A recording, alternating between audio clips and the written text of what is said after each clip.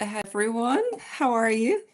Sorry, I'm just moving around between things because I wanted to make sure that I had all of the right tools turned on. I've got a seeking suspicion I may have the wrong microphone turned on, but if you can still hear me, then I'm not going to worry about it too much. Um, but nice to see you all here. This is always very exciting because it is the live where we get to celebrate the first clue coming out of the Daingean cardigan and sweater. Now, there is a lot of you who've joined in, and there's loads of really good questions. So I'm looking forward to sharing all of the answers with you and giving you some ideas, because some of them there can be like a million different ways of doing modifications.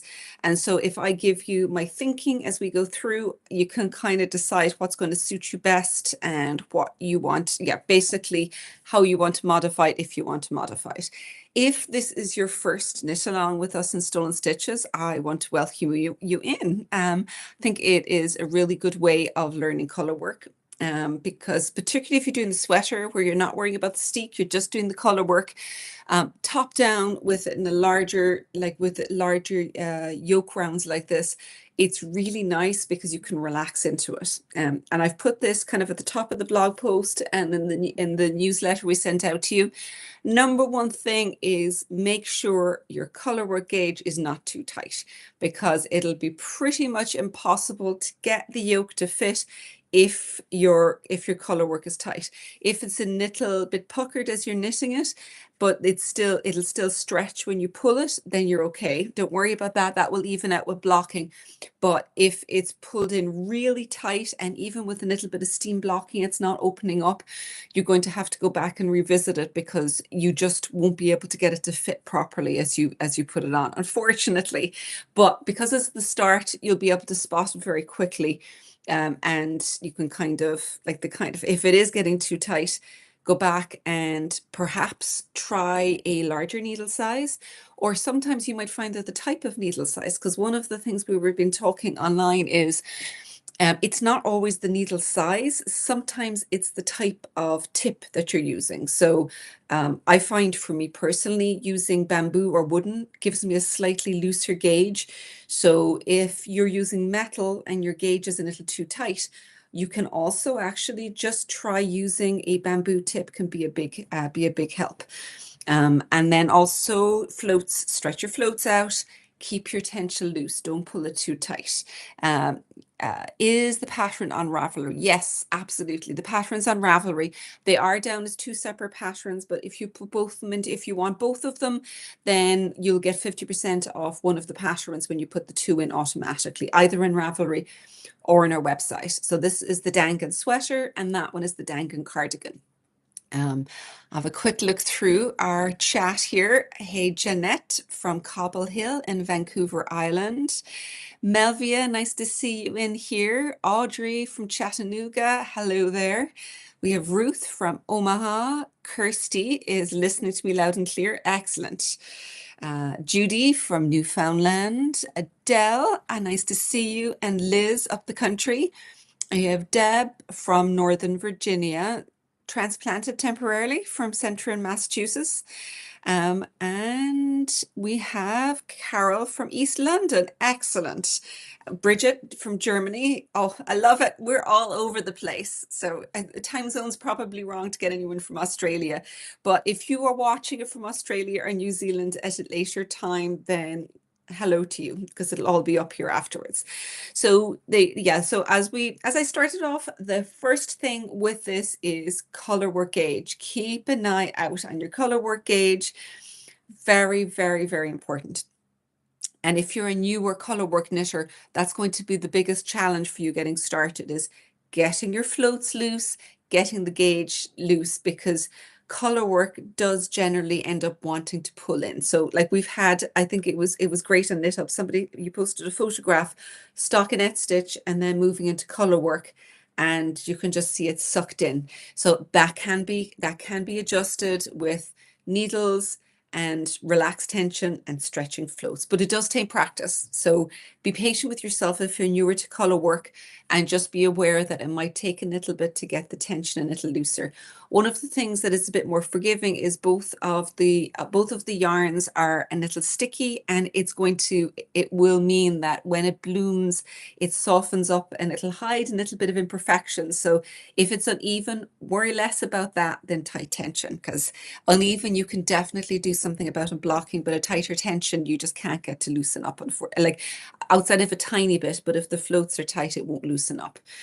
Now, so the kind of questions we had related to things like adjusting the neck size, adjusting the yoke so that the increases happen sooner for broader shoulders, and then the other one was adjusting for bigger sleeve size, which is also obviously going to work on the flip side for somebody who's got if you've got a smaller sleeve size.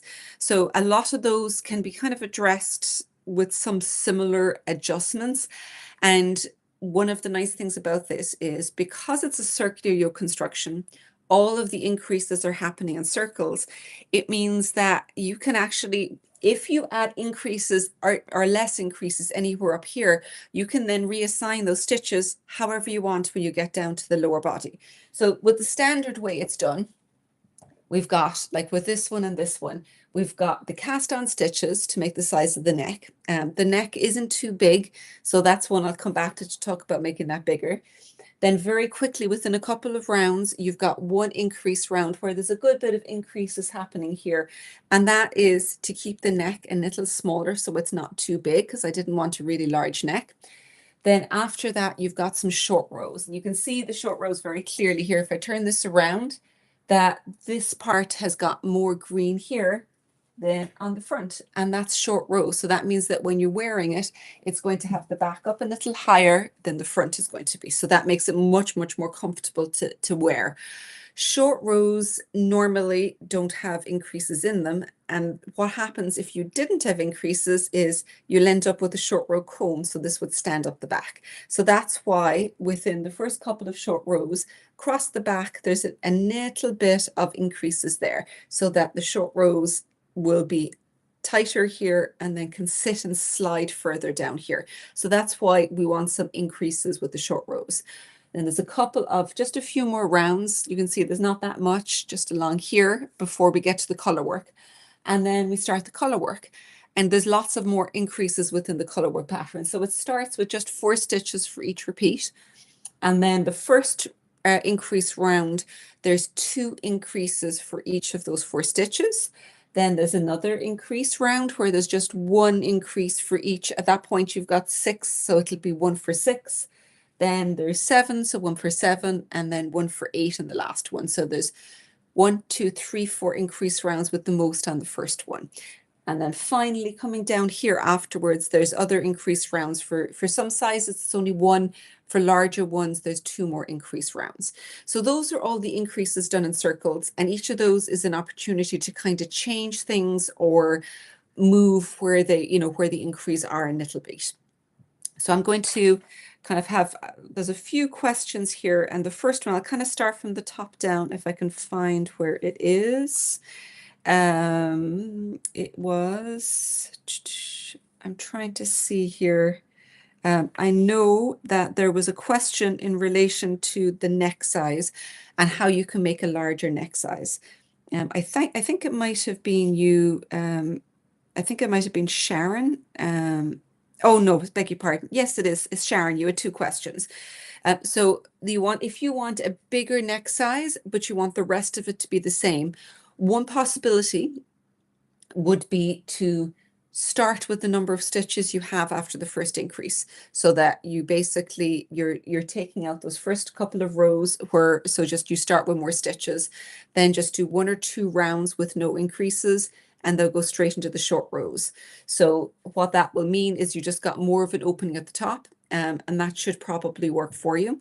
If you also want more sizes further on, then you can just start with a larger pattern size, and keep going and maybe do less increases here. But I think probably dropping down to the number of stitches you want after that first increase round is probably the most straightforward way of just adding more, having a bigger neck, because that way the rest of the pattern will stay the same. So that'd be the first change that will kind of come on. And then the other question you had, Sharon, as well, you were saying that you prefer looser arms. So I think we were talking about this, and I was saying that looser armsicles would be either a deeper yoke, or perhaps you were looking at a larger sleeve size. But that was also another question from Jan, talking about larger sleeve sizes. My suggestion for the larger sleeve sizes is to move into a larger size of the pattern, so that the finished, if you want an extra inch here and an extra inch here, so 2 inches overall extra at the bottom of the yoke, then follow the size that is 2 inches larger for the bust size, and then take the extra stitches that you've done and take them out of the sleeves, and then you can continue on with the rest of the stitch pattern as it was. So that basically what that's doing, but you can also do it yourself, is when you reach, you can either start with a little bit bigger going down, and then have everything bigger and take those extra stitches off the sleeves. Or you could potentially as well leave everything as it is if you're happy with the first parts, and then add more, 2 inches more worth of increases down in one of the bottom increase rounds. So if your size only has one increase round after that, then you could add another one in with those 2 extra inches. Or if your size has 2 of them, then the second increase round you can put in extra increases. Just calculate so that they're fairly evenly spaced as you go around. But basically, because there's nothing else dividing the section in the circular yoke, it's just extra increases, means that if you put the increases in, but you want them for the sleeve rather than the body, then all you need to do is have all the stitches you want, remove them from here, and then make sure the bust size you have is the size you're looking at. It was something else that somebody was asking. They were saying that they were larger busted, but their back wasn't very broad. And in that case, you can kind of do the same. You can do the same thing, where look at the bust size that you want, but perhaps make it where you take your sleeves off, there's less stitches in the back, but more in the front. But the number of stitches will still fit all the way around your bust and give you the size that you want afterwards. So you can play around a little bit with how much is in the front and how much is in the back. Just once your gauge is correct, it means that everything, when you measure it around, it will still fit, but your stitches are going to be where you want them on your body. Deb, the increases are done like the increases in the even fall sweater you're knitting, so you're familiar with the technique, but there isn't any short rows. Yeah, I find short rows with this kind of a design works really, really well, and it helps us sit much more nicely around the neck. When I do circular yokes, I pretty much never go ahead and add extra increases. I never do it without short rows, because I think it gives a much nicer fit, and it's not too difficult. Like what we've done here is the short rows are all done at the back, so the increases are up here. I've seen it in patterns as well, where if a designer doesn't want the opening, just the stockinette stitch up there, where they put them in down here below, and in which case, if you ended up putting them below, but before you divide the sleeves, you'll end up with them kind of from side to side, so the rows are much longer. And sometimes they're even divided between the two. But like, I quite like the way it looks up the back, so I just left them up the back. But it's just, there's lots of ways of getting to the same end effect. All the thing you want to remember is that you want it higher in the back of the neck, and where you put it in doesn't matter once it's all in the yoke. So yeah, they all give the same end effect. So a few more questions here. I've got one from Anne. You said you can't get anywhere near the gauge. You're a loose knitter to begin with, and you're down to a US size 2 to 3. US size 3 millimeters, and you're still getting 5 stitches per inch as opposed to 6. So you're getting 20 stitches over 4 inches or 4 centimeters rather than 24. And your resulting fabric is nice, but you're planning on knitting the 36-inch, the second size, and even following the instructions for the smallest size, you're still going to end up with 42 inches, which is too big. You don't want the whole sweater on size 1, but you don't want to get a different yarn. So that is, I will say that's a fairly big gauge difference. 4 stitches over 4 inches is quite a big gauge difference. I'm not sure what yarn you're using, whether you're using the newer yarn, but if you are liking the fabric with it, with new it will be a more open fabric, but if you're knitting a fabric from stash, it might just be perhaps it's slightly heavier fabric. But yeah, you answered the first question that I would have asked, and that is whether you like the fabric. So if you do like the fabric, there are a few options as you go along. The first one is just doing a little bit of calculations, because you've got, obviously, if the smallest size isn't going to work, which is going to be the easiest way to do it, what you need to do is just a small little bit of tweaking. So take a look at the next size you want, calculate the number of stitches you need and start with there. And then at that point, you want to you can do the short rows the way they're worked and an increase round. But what you want to look at then is kind of seeing, maybe just take a stitch out of the first repeat. Now, if you're happy with the size that you get for the neck, with the smallest size at your gauge, which you may be, I think that the yoke should be all right. And then what you want to do is just take a look at the gauge you get underneath when you're doing the, after you finished the bust here. So I'd say you could probably get started at the beginning. It'll leave a slightly more open neck. You could always do more ribbing or a tighter ribbing at the neck to bring that in, and then make your adjustments afterwards down here. And I would also suggest having a look at your gauge as you knit as well, because a lot of knitters will find that the gauge they get on a swatch can vary a little from the larger project when you're doing much, much longer rounds. Usually it tightens up, but you never know. Maybe in your case, usually it loosens, but sometimes it will tighten up. So perhaps see if the neck fits, work with the first part coming down here, and then do less increases when you've got under the yoke. It's probably the most straightforward way of doing it, because the other alternative is would require a little bit more calculations as you went through, because you'd be recalculating a little from the beginning with your gauge. Deb, you like the short rows, but they wouldn't work with the houndstooth slip stitch stripe fabric. True. Slip stitch fabric is not going to work very well for short rows. So if it's all over Colourwork and there's no stockinette stitch, then it may be just as well not to have short rows. But if it's just the yoke that is the slip stitch pattern, then you might be able to fit some in underneath. But yeah, stitch patterns are definitely a little trickier when you got short rows. So I'm taking a look here at some other questions you've got. We've got Julie is in the opposite direction. Julie needs to go up 2 needle sizes for the Colourwork. She has 29 stitches and she still needs to block, but she's way off. So I kind of was talking a little bit about this, and yes, blocking will make a little bit of a difference, particularly if your floats are loose enough. If blocking is not getting you anywhere close, then larger needle size, possibly seeing if you've got a bamboo needle tip to see if that gives you a looser gauge. And just be very, very conscious of your tension. So as you're holding the yarn, if you find yourself pulling it tight, then just relax, stretch the stitches out. When I'm doing Colourwork, I'll knit a couple of stitches, and when I'm moving on to the next color, I stretch it out and I hold my yarn really loosely for that first stitch to make sure that I'm not pulling it in, because there's no point stretching it out if when you knit the first stitch, you yank on the yarn and you pull the tension tight, because it's not going to happen. And we're used to trying to keeping our tension really tight and snug as we knit so that we get even stitches. And Colourwork really does force you to loosen up that tension so that you're not getting the stitches too tight. So that they would probably be the things to work at. If even with all of those, you're still getting very, very tight tension, then perhaps you might need to work some more increases before you start the Colourwork, so that it doesn't pull in too much for you. So I'll keep my fingers crossed that one of the techniques works for you as you're going through it.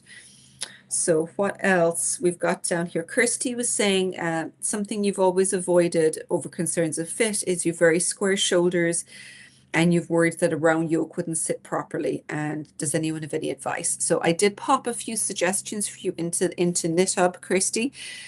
Audrey also has the same thing going on. Audrey's in here, and she has the same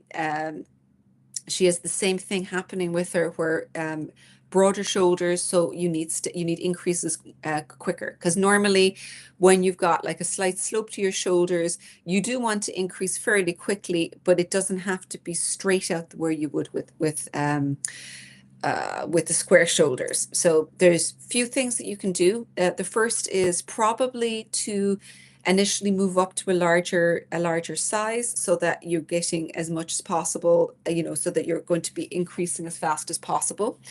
The other thing is you could work more increases in that first round, so that you can do then more repeats of the Colourwork chart as you're going around.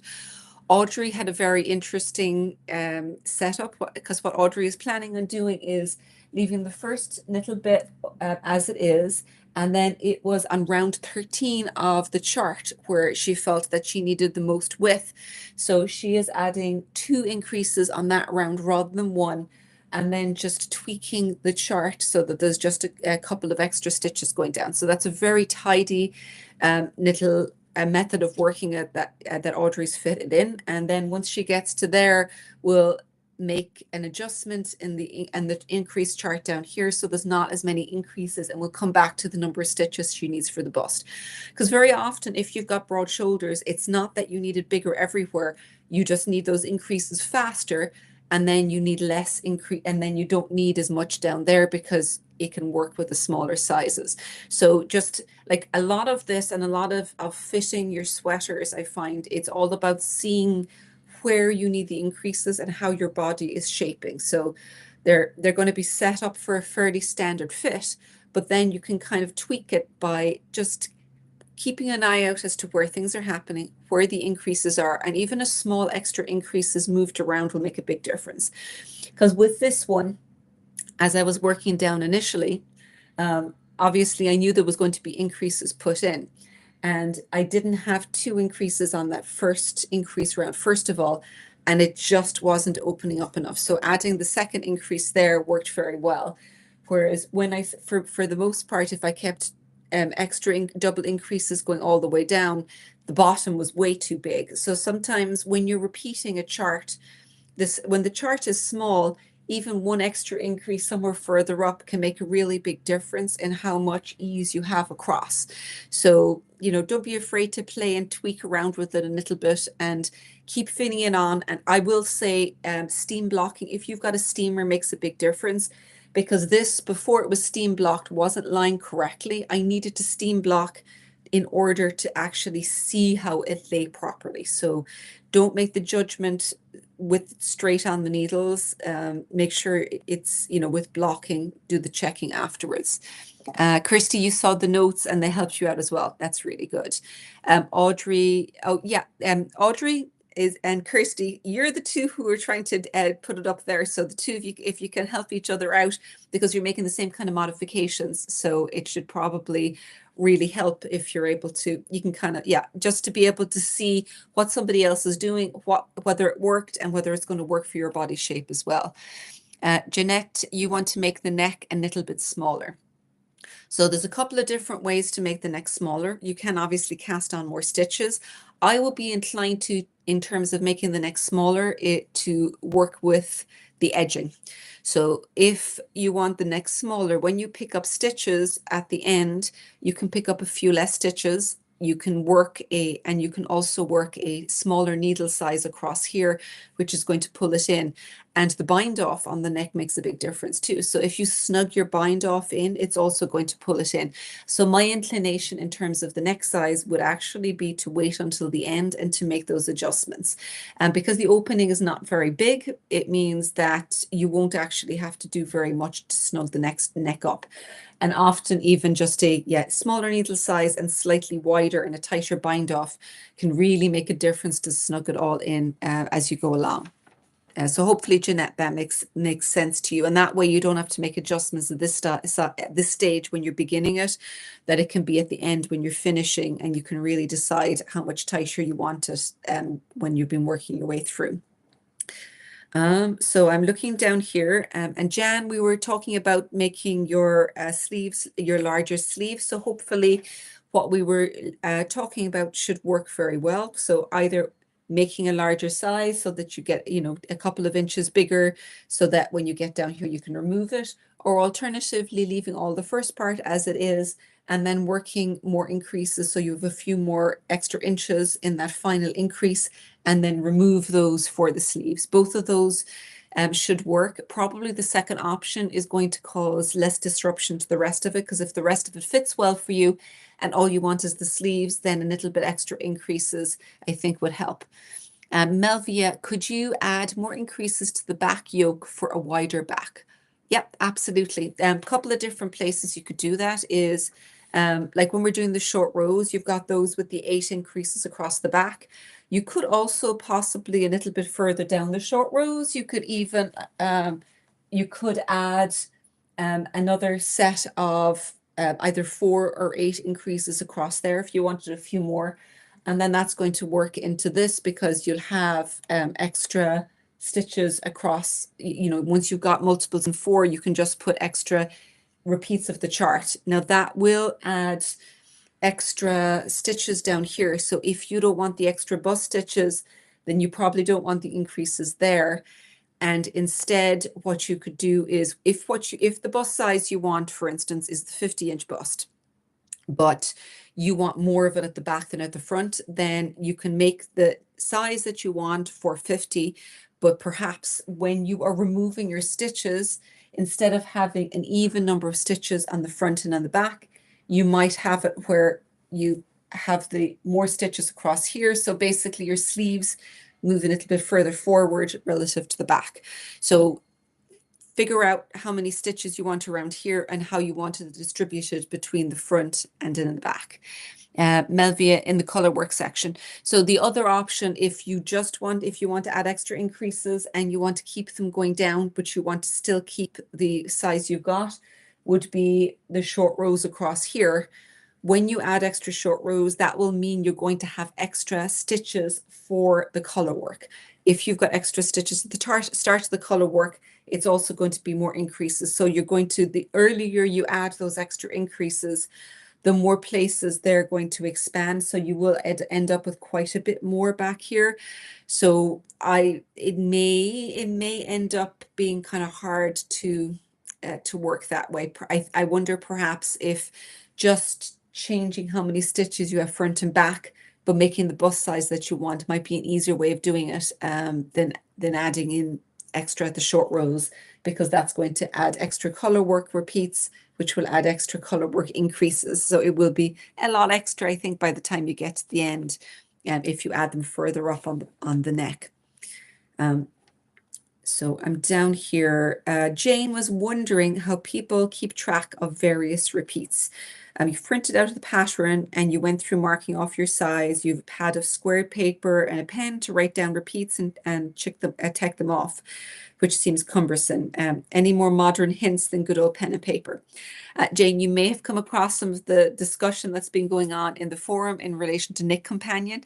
I haven't used it an awful lot myself because of the fact that I'm usually designing, but Knit Companion will allow you to, if you've got an iPad, will allow you to actually import the pattern and then go ahead and mark it up as you're going through so that you can mark your repeats and all of that. So that's probably the most straightforward way of doing it if you want to keep it digital versus paper.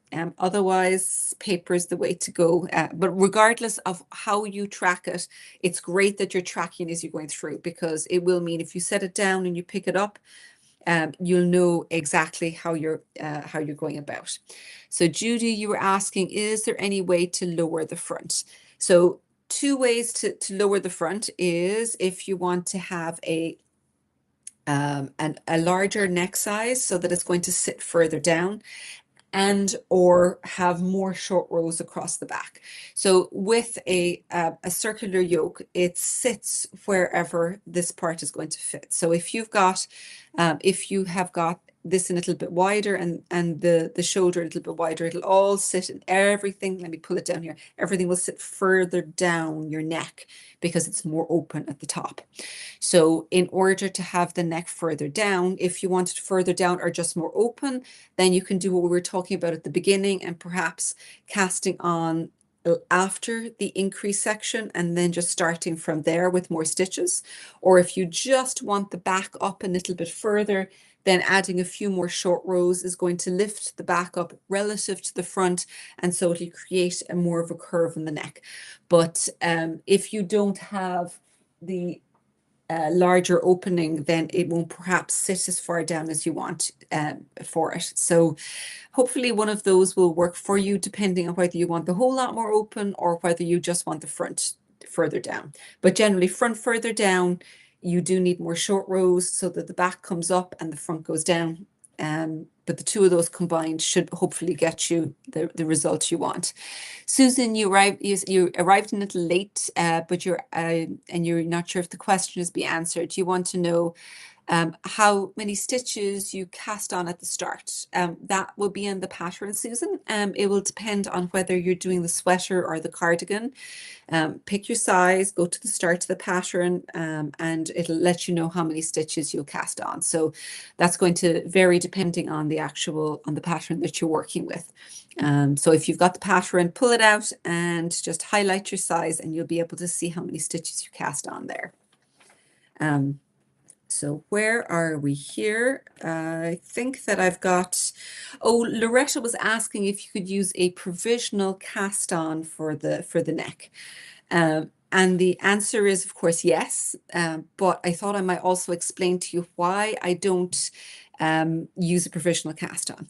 So with a top-down sweater like this, a circular yoke, you're creating a cone where everything hangs from the neck. So you can see that as it gets heavier, it's going to stretch the neck out. The reason I actually cast on down here and then do picked up stitches and a bind off is to actually give a little bit of stability to try and prevent that from getting stretched out too far.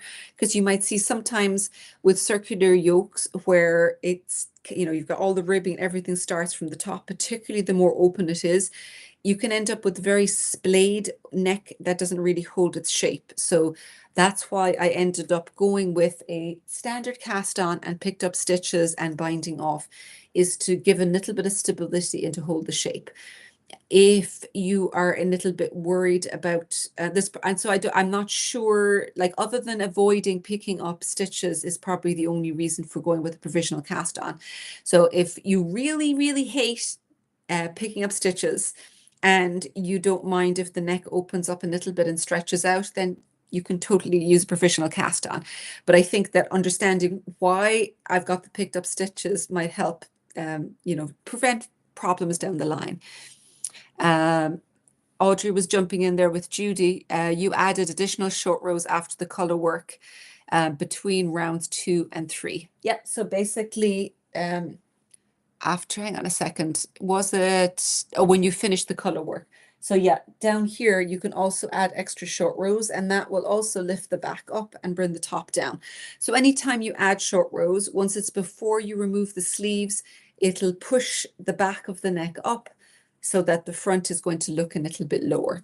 And then whether you want it even more open will kind of depend on whether you cast on more stitches to have a little bit open when you got started with the whole process.